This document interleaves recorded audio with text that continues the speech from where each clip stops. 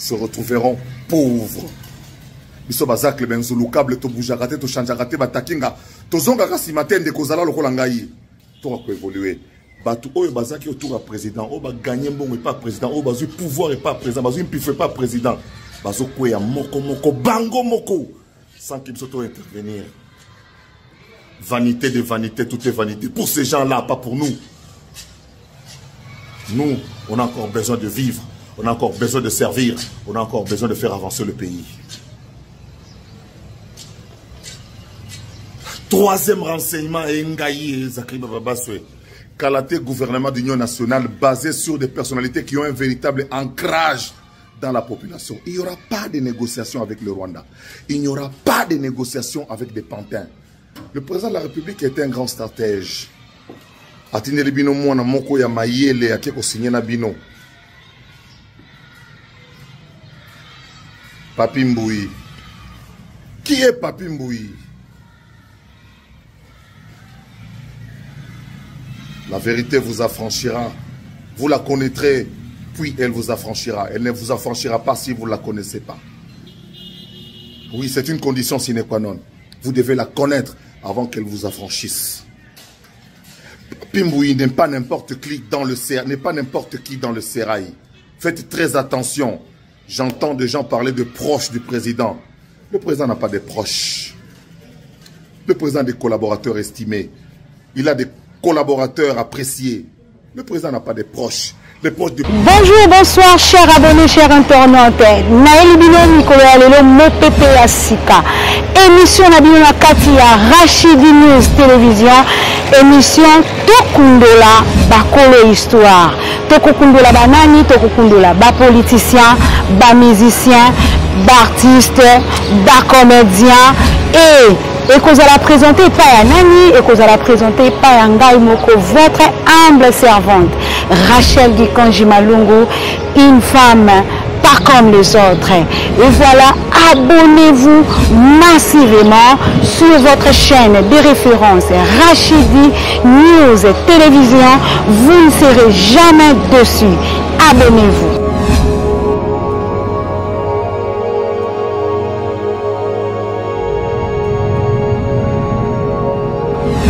Bienvenue sur votre chaîne de référence Rachidi News Télévision. Mesdames et messieurs, bonjour, bonsoir, ça dépend de là où vous allez nous capter, mes chers compatriotes. Bande Kolangai, Baimbo, Kabaï, Kongomani, Boye, Belé, Bossa, Betandolabino. Merci beaucoup, la confiance et fidélité. Au Bossa, la Kangaï, de Kolabino, Maman Labino, Mwana Labino, Rachel Gikonji Malungu, l'agent de la presse congolaise, Mbeto Barakaka.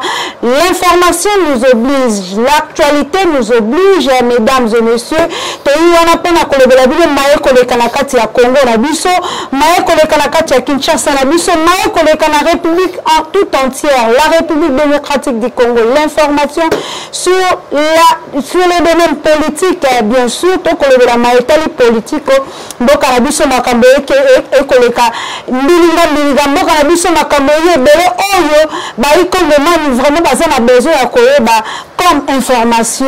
Aujourd'hui, je ne suis pas seul dans mon plateau, je suis avec un acteur politique, un journaliste politique, et Tokosolana, en tout cas, nous, Nicolas Kebele, Tosolakana, et du sous-souté, le Penda, Azu, Okazo, le Kalissu, sur la carte chaîne, et Oyalinga Kaminde, Oyaka, partager, savoir, Naye, Kaganamboka, pour informer, Baimboka, Tokosolana, Mboka, Henri Chimbalanga, un journaliste politique, en tout cas, restez toujours branchés. Comme je vous dis,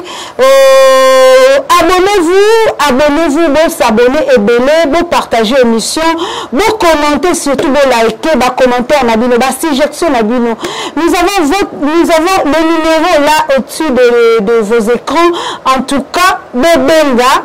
Vous avez besoin d'un commentaire Nabino. Et j'essaie un peu encore de vous rappeler le sponsor. On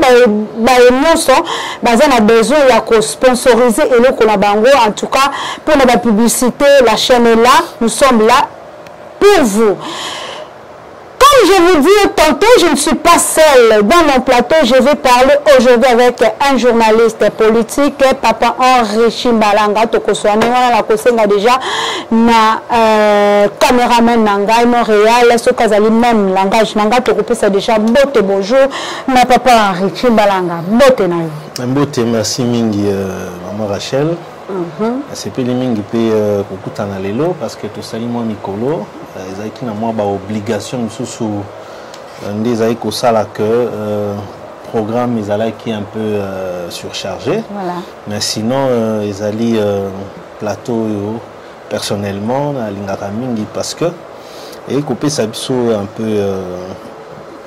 champ moko large, pour s'exprimer en toute objectivité, sans contrainte, il y a la ligne éditoriale ou quoi que ce soit, mais il y a échanger sur la situation et pour que ensemble na ba congolais mutuna mutu bimisa mwa maele na ye amuke dans l'ensemble ndé et ko sungana ba ko kamba biso ba ko lokota pe mwa maele mike à travers ba congolais nyonso pe sali mwa et loko répondre na ba situation tozali na mboka. Voilà, merci beaucoup de Kouari. En tout cas, tu as un plateau na biso comme na ute koloba na sommaire nanga. Et salut moi mikolo belé, le lengeni ni okomo na situation ya mboka. Bon, situation ya mboka ezako kende. D'abord, faut koyeba que souci ya mutu nyonso congolais wazali normal. Ezali que mboka yeba na kokomona na ko trouver la paix. Sur toute l'étendue de la République démocratique du Congo. C'est l'essentiel pour la Congolais. Souhait vraiment. Et particulièrement Yangai, parce que les Congolais bazala makambo le bien longola biso. Moni atozolo ba bien tendance solo longola biso na makambo le bien. Mais la paix ezana mutu ata ozala omibengi soki opposant omibenga ke yonde ko le pouvoir omibenga kozali société civile. Personne ne peut être à l'aise ce qui peut zater na mboka. Effectivement. Parce que lisasi et baraté que le Kolanga naza tam sous opposition armée. Lisasi nangai et ko boma kaka bato bazali na tendance à pouvoir et ko boma bato ya opposition te. Te lisasi tam ezo kende. O kutana nango ozala ya pouvoir. Voilà, c'est ça. Ozala même tam sous mwana ya muto abeti lisasi. Voilà. O kende. OK kaka. Donc c'est pour dire que paix ezali conditionnalité pour non seulement développement mais serait-ce que pour nous revivre. Parce que moi, je suis venu. Parce que du moins, la partie Otozali, notamment en Kinshasa, tout ça n'a pied.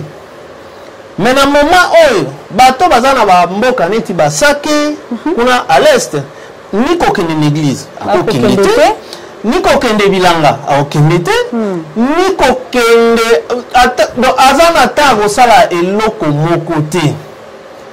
Alors c'est pour dire que mboka izali na souci munene na moment oyo parce que t'as la même discussion to ba négociation za ko salema entre États-Unis, RDC na Rwanda où le président de la République a proposé qui engagement et à minerai contre paix. Ouais.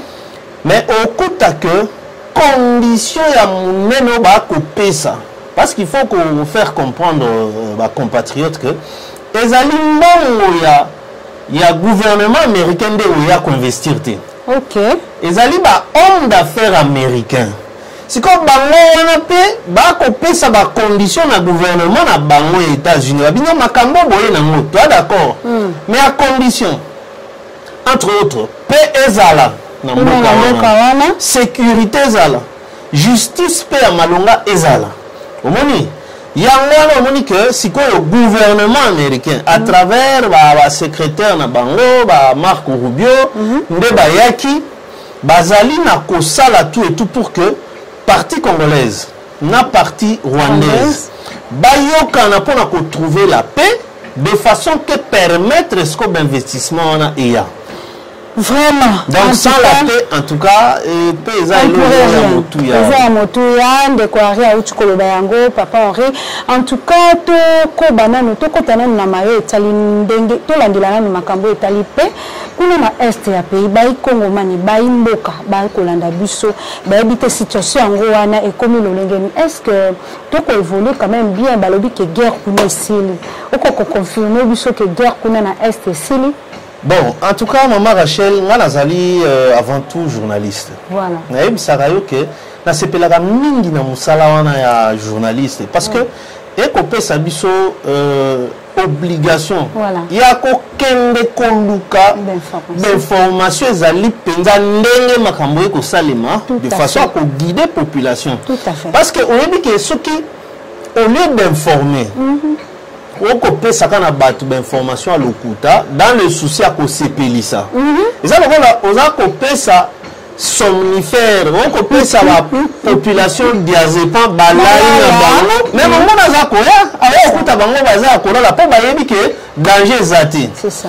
Maman Rachel ezali pas si mingi ya ko constater que en dépit à ma camion sur le salema comme la négociation, on va déclarer cesser le feu, mais sur le terrain. Voilà. D'abord, il faudrait que ma compatriote soit pétant à Bango et à Hollande. Il faut que on a pesa à Vinangate. Na pesina nous, ils ont information. Information. Oh, tout temps sous. Azo kinde temps et à Hollande ngote. Ba FRDC. Parce que Zali, c'est quoi information officielle pour nous répondre na information officielle. Ce sont selon les FRDC. Bah constater que Banda va déclarer cesser le feu. Bah mon côté la FRDC va pour respecter. Mais sur le terrain, AFCM 23, Bango Bazali va continuer à causer la localité Missous. Donc, on va continuer à voilà. Donc, c'est pour dire que sur le terrain, il y a comment évoluer exactement. Au contraire, Bango Bazaka va continuer à avancer. Souci na Bango va s'approcher na Kisangani. To Maniema. On a le M23. Kasiam 23 nananga bango wana te oui likitamoko bazaka bloc na bango wana ne ba ko continuer wana et kasi eloko wana nde peza ko inquiéter nga mingi maman Rachel na kanisi que na kozala kanga moko te me ba compatriote pe belé ba kozala inquiétude wana to sali mikolo belé depuis bitumbo e banda na kanisi peut-être que to sipe to beta lisolo wana awa kaka bien sûr likamba ya ba communiquer au FARDC toboite biso to na kati ya technique na bangote mais tango ba ko sala communiquer wana ndenge makambo wana depuis e banda communiquer à FARDC la kaka nous prenons à témoin la communauté tant nationale qu'internationale mais maman nangai d'abord communauté internationale au boko zwa à témoin baza mieux informé que le FARDC parce que le monde que tala na ba photo bazana sur terrain ba détecter 4000 soldats rwandais. Voilà. C'est-à-dire tant que nous boko zwa bango ka témoin à quelque part bango baza mieux informé na makambo elikana sur terrain.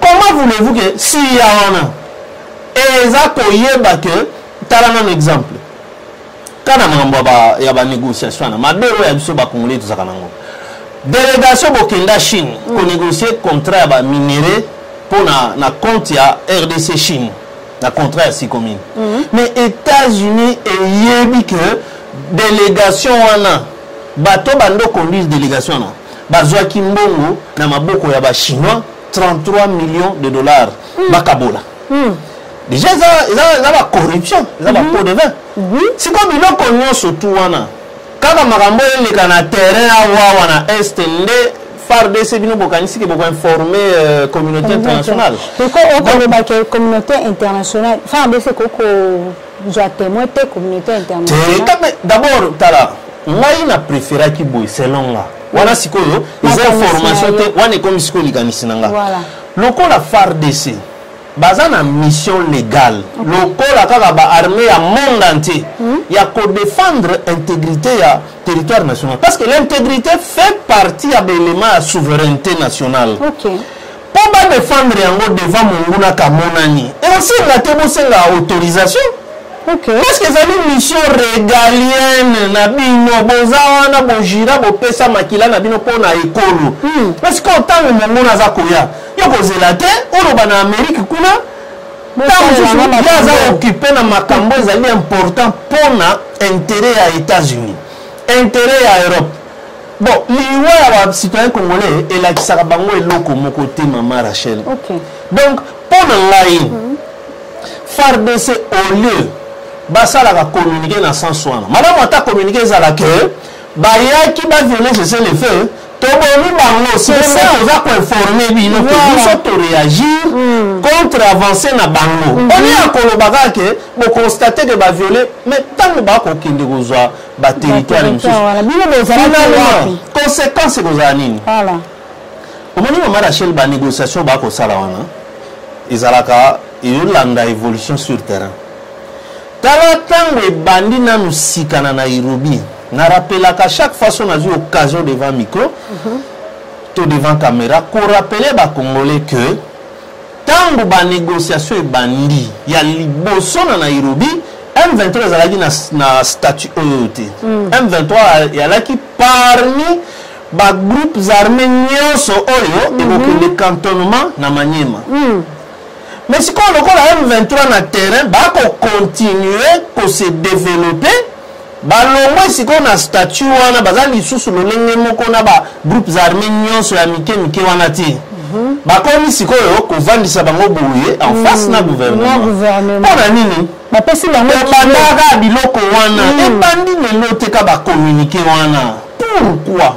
Malamu bobo mabango si mandé pour informer que bango nde bayaki ko violer alors biso na mission régalienne pour faire baisser baza ba groupes armés bien sûr c'est comme on a zo kota azo ko progresser communiquer na tinga na yango nini papa rimbelo ko loba monungu nguna ko kota c'est que to ebiote na ngambo ya est kuna kimi ekoti na ngote guerre pende to ko muyoka ba imboka ba ko chanter gouvernement ko chanter guerre ici c'est le guerre ici te guerre ici lobi wana lisusu to moni ndenge baza ko embarquer bato population ba ko embarquer bango sans distinction. Bon, boké na bango wapi to éviter jusque là to aller comme tuna mais c'est bazala congolais c'est quoi on a Kinshasa yo robeta lisolo ndeni yo mutola ki costume na cravate oza la ministre to membre du gouvernement on lo babilo ko wana c'est quoi communiquer o ya FARDC o ti yango wapi parce que FARDC ndaza sur le terrain mais tant FARDC aza ko alerter que bango wana ba continuer ka ko violer c'est le fait mais yo wana Kinshasa yo exception de nini ke guerre ceci guerre linko lobani tant que manduki ko beta kongola ko kufa na manduki wana ako kima ko kende bazamba mais yo wana Kinshasa yo lobande ni ke guerre ceci sinon tête on a tout le monde a communiqué on a té on moni yanga na lobi ke wana za partie ya information voilà pour les alliés opinion na bisoté mais si on est au bandit ko ça la décryptage par rapport à information na que FARDC nda pesi si koyo total besoin communauté nationale témoin biso siko to sala ni c'est que biso mutu na mutu selon professionnel bon on peut informer biso d'accord si ko biso to kangami na banda pas biso ka basoda te yonde unité obiso sikoyo communauté nationale to tchela motema parce que mbongo bafutaka na FARDC ezali ya yonanga pona musala oya ke babatela biso babatela mabele na biso pona ke monguna kota te donc boya kozwa biso batémoin te biso to condamner bino te ke obo violer kon nini c'est le fait monguna ko kota biso au contraire c'est une défense congolais oya normal voilà ako il faut le banayo FARDC que yo soki ka ba violer c'est le fait beta bango voilà biso to ko appuyer yo yango na Amerika mais koloba na biso te biloko wana ba communiquer metka ba ko banga na bango oyebi to perdaki combien de localités soko zongisi makanisi kaka makambo na ba communiquer mais bango baza ko avancer eza première fois te ka États-Unis moko wana etrikaki biso l'air Kagame fala salisa ba élection na mboka na ye États-Unis s'imposer ba contacter ata Nations Unies ba to wana za komona ba imposer cesser le fait biso to ndimi nzokande po ba soda na kuna na Kigali ba soda bakenda ko voter bakei ba voter ba zombi cesser le fait na facilité ba bandi ko zwa lisusu ba localité biso to zaka ba communiquer wana non je pense que yangana okaki na lobi que ko confirmer awa que guerre c'est sili eza lokola ko se moquer na bandeko ba ko continuer ko kima na bazamba c'est ça on peut cette information na pour yo na Kinshasa o ko tambola no à l'aise pour soto sisi awa émission na biyo na mati na quelle invitation na kesa magamususu pour nini na Kinshasa guerre ezate mais Kinshasa za Congo ta oyebi que électorat même na Congo wana na ebité pour ni ba politicien na biso na Kinshasa ba raison na ndengwana électorat munene ya Congo ezali parti est OK pour swahiliphone ezwi parti ebele ya RDC OK talana no Nord Kivu Sud Kivu Maniema Tanganyika Okatanga Lualaba nyonso wana ezali swahiliphone mais sikoyo masasi ekobeta ngambo wana Kongola kokufa timoi mwalelo pour preuve tozwi kaka information FARDC apesi sikoyo yo vandi awa obeti costume na cravate no zoloba na bureau que guerre ici esili mkoni alors yango no moni na insister pour na nini na lobi boye soki to diminuer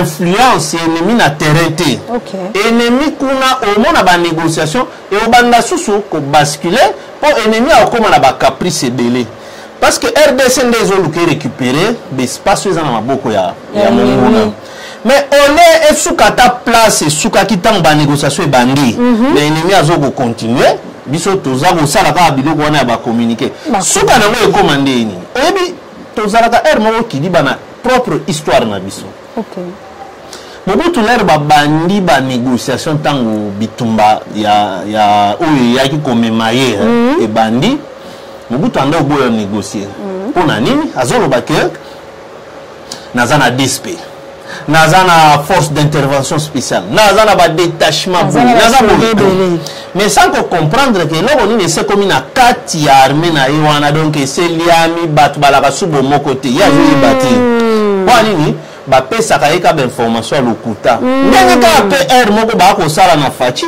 c'est ça ba pesa ke peka ba pesa eka ba info à lokuta la preuve na goma wana ba kosie que to rassembler 40 000 soldats to mandu ki andenge na ndenge vandwa ozomona yango salaki que président de la République peut a confirmé là-bas tout que je peux vous confirmer que Goma ne tombera jamais mazo yebate loko ne ezana kati ya bato ba ko yebisa ye siko tanka bitumbe combien babundi te bango tout bakei Bukavu vraiment basungoli na biloko tout oyo mbongwe belé ale batala pasika tala mandu batikeli nemi eza passe mingi en tout cas moi mboka Henri Chimalanga to landi penza la bokebi nyonso to kotala nonu mke na maika ka ezali situation politique ya mboka na biso to baki bien mikolo ko chukoleka ba tu ko changer le biso moto o yazali moto ayambo chef de service ya IGF moi mboka Jean Alingeti lelo azali susu te komi moi mboka levé wana brisque ya mokonzi ya mboka uti kolongola penza Jean Alingeti na place ya chef de service ya IGF a eu qu'on remplacer moi mboka Christophe Bitasimwa pour na yo sikawana au moni yango ndengeni est-ce que diplomatie ya mokonza mboka côté wana pena betango malamu to ko je sous motuna ni balé peut to enchaîner yango to moni pe ba propos ya mwana mboka Nicolas Kazadi o azalaki ministre ya finance ya mboka na biso a pesi la révélation ebele a lobi makambo ebele ba secret ya bango ba politique ba salaka ndenge nini ya kozwa kambongo ndenge nini ya koyiba kambongo et puis IGF mwana mboka jia lingeti ba ko accuser na makambo ebele ya viol ya kimoyibi entre temps biso moko tobete jia lingeti nde ya kangaka nde ba miyibi. Quelle est votre opinion par rapport à ça? Merci mingi na motuna situation nyonso mbali ningo peswana eza na kati ya actualité makasi. Voilà. Jules Lingeti officiellement abimi à quelle retraite? Retraite à mon côté zana batubele na liste wana mais quand est un peu particulier pour Anini Jules Lingeti a 61 ans d'âge. OK, retraite na âge wana ou aucune de retraite c'était zobima la retraite précipitée mais dans le fond oui bien que Jules Lingeti azala ki pe bafundi mingi mais to yebaki bien pas kabanda ko sa musala malamu. Bon, en réalité, nous au pointer qu'à battre que bawana baibi ce qui yo moko posa pétoté donc ils aga lokola au distraire pour yo sala ka bamakamno so ko sala. OK. Jules Lingeti azala qui accusé entre autres ya que monsieur le 30% a bengamaki na mboka oyo monsieur le 30%. 30% pour Anini, ndenge komaki que pour ba foot à dossier il fallait IGF et avaliser. C'est que komaki que pour les cas et pas na il faut yazala na droit 30% na montant où il y a dossier wana. Oza komona. Donc ezali moko ya ba tâche oyo ezali na nzoto ya Jules Lingeti. Makambwana loba maki na batu ya balabala te. Penza na batu pena oyo bazali bien connu. Alors bazaki ko se plaindre na makambwana. Na makambo ya contrat ya Sikomine, Jules Lingeti est aussi accusé parce que bangonne balaki pena na tête ya makambwana. Que makambwana ba pot de vin est ambolaki. Na likambo lobi Lingeti yazali okanga batuté parce que yazali ki voilà pour yaza un OPJ mais inspecteur et loko pe ngai personnellement na mona qui est flou ezanini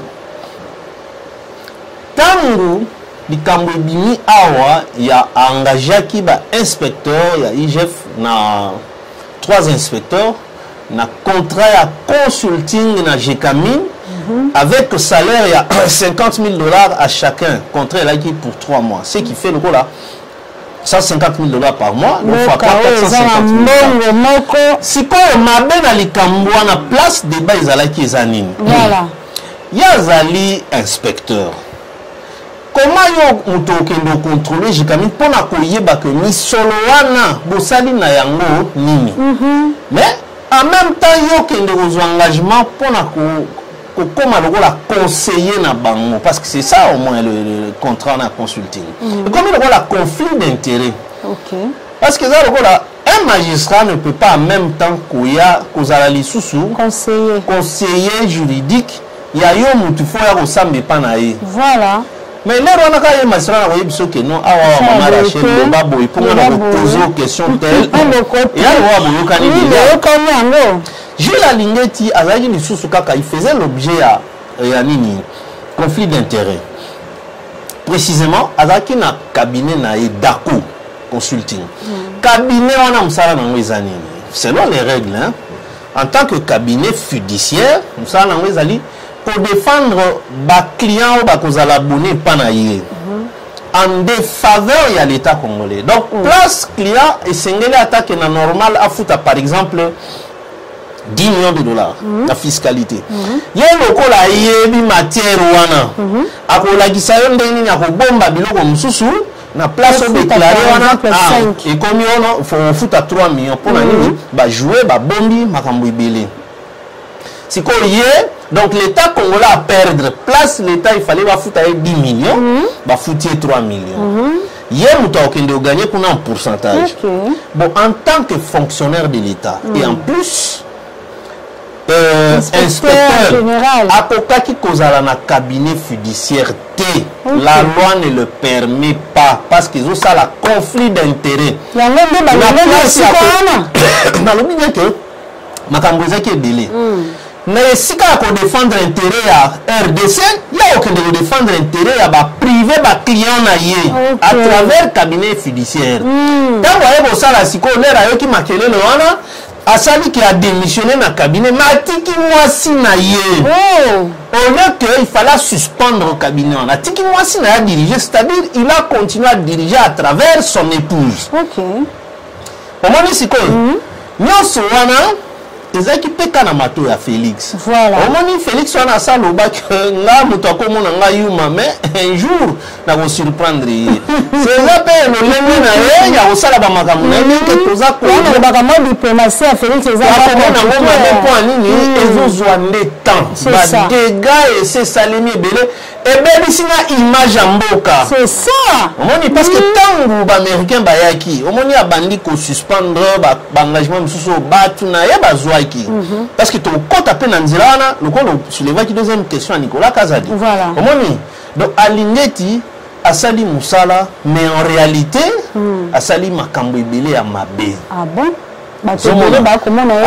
parce que non dès le départ il est dans un conflit d'intérêt tant que cabinet na ye adako eza kosala kolongwa na ye ça ne dit rien parce que muto atikali wana c'est sa femme son épouse donc c'est lui qui continue à diriger à travers son épouse et va kosala le matin quand il a pris exemple un magistrat akokozala lisu na cabinet ya avocat te oyo ndo ofotanga bato en même temps yo avocat ya bato obando yebisa bango so badossier ye oyebisi bango ke bokosamba boye nga na koposer bino baquestion boye c'est comme ça alingeti était en conflit d'intérêt avec l'État congolais à travers cabinet fiduciaire na ye donc le bâtiment mboka alingeti azalaki vraiment na kati ya makambo etali corruption.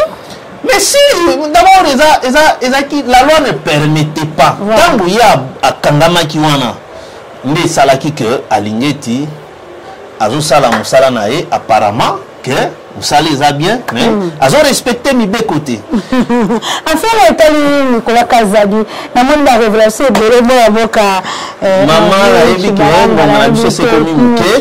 Nicolas Kazadi, bon, nous avons d'abord que nga na yoki eloko asika na makambo alobi te tandenge bato batelemi telemi non eloko asika ezate bon ba révélation makambo milemo ya demisi wana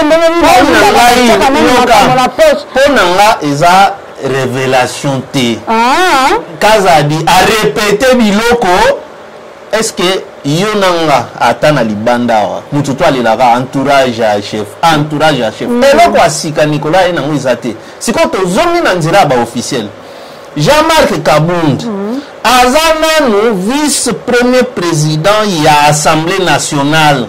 Azan Makambo, na kati assemblée, Azan na fonction, ils ont été démissionnés. Non. Jouissance et l'équipe, train de vie à l'écolo Makasi.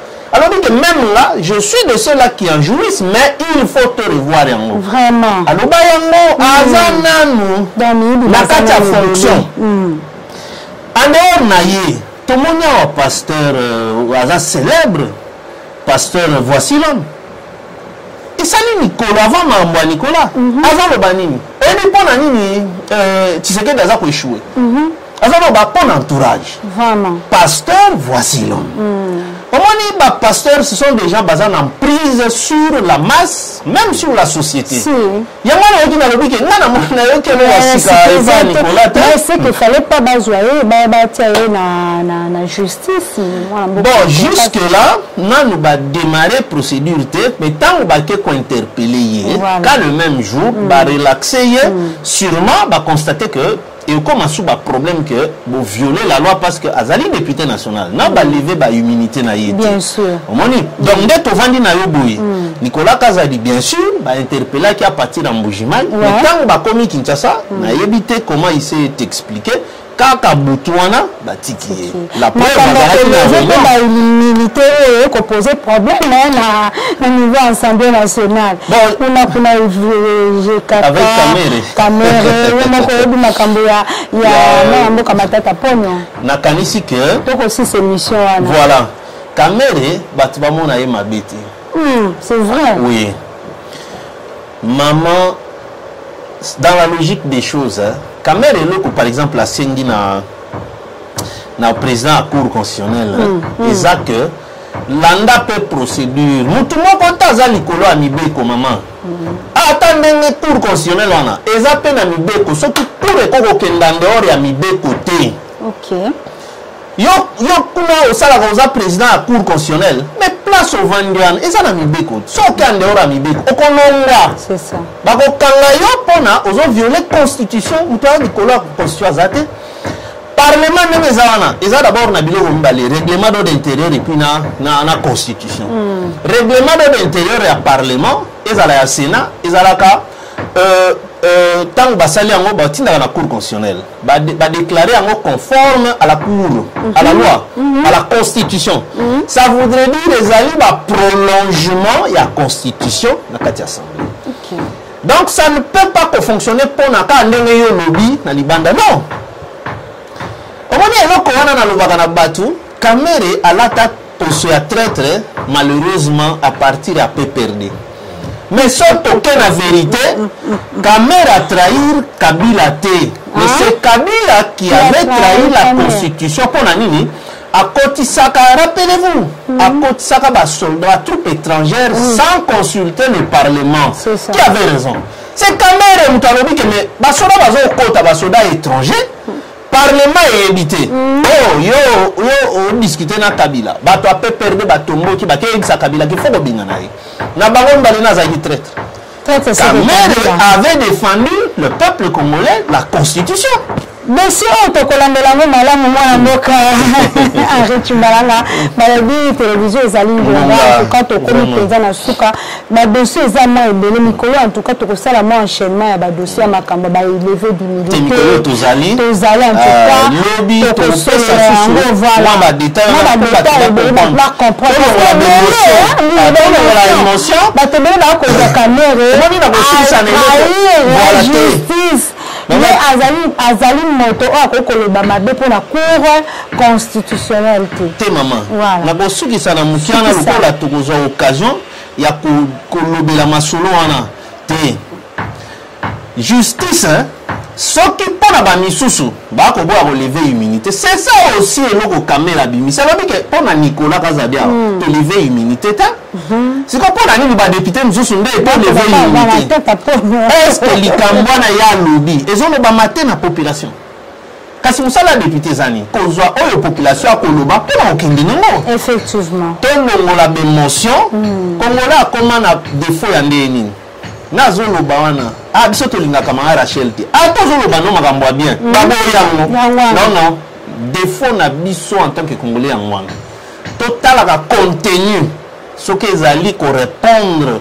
na ba responsabilité ou pas. Voilà, merci beaucoup chers compatriotes. Ndé na ko benga bino mikolo to comme na suka ya émission na biso mo mboka mo bambote mo numéro de téléphone na en tout cas ko sala malamu. Numéro na ya téléphone ya WhatsApp c'est 09 94 63 93 18. Mais na go pesa na nga bambote te sauf que na ko loba boye. Mot de la fin. Mot de la fin. Et ça na ba compatriotes bazali na regroupé na kati ya Congolese Brotherhood ezaki ba étudiants congolais batangi na Angleterre bazali beaucoup plus dirigé par Christian Kabasele na Londres mais leur souci majeur ezali ko constater que na Kinshasa baibana ba décision baza ko ramasser n'importe comment n'importe qui comme communicateur. OK. Bato baza ramasser bongo on est à communiquer même to yebata que soki Félix asali ata nzela moko et bon communiquer ka sali balabala moko ya bien tel endroit. On est à koyaka ko finga bato ko finga ben sanité pour on a dit que toza ba imoro non nous ne sommes pas des immoros. Alors na commission message wana ezali en réalité ezali inquiétude ya ba patriote bas vani na poto bazo comprendre était ba ko capter nini na ba réalisation ya président de la République ba injure oye bimaka na monoko ba communicateur ba ko récupérer ou bien ba ko sala ndenge nini. Voilà, merci beaucoup. En tout cas, nous sommes arrivés à la fin de notre émission. La télévision sur l'air, hein. En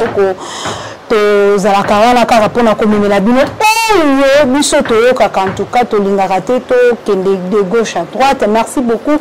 Congomani partout dans le monde, Amérique, Afrique, Belgique, France, Angleterre, nous a ébélé. Restez toujours branchés. Je vous rappelle de vous abonner. Abonnez-vous massivement sur votre chaîne de référence. Pour aujourd'hui, je vous laisse pour une prochaine numéro. Bye. Bonjour, bonsoir, chers abonnés, chers internautes. Naël Bino Nicolas Lelo Mopepe Asika. Émission Nabino Katia, Rachidi News Télévision. Émission Tokundola Bakolo Histoire.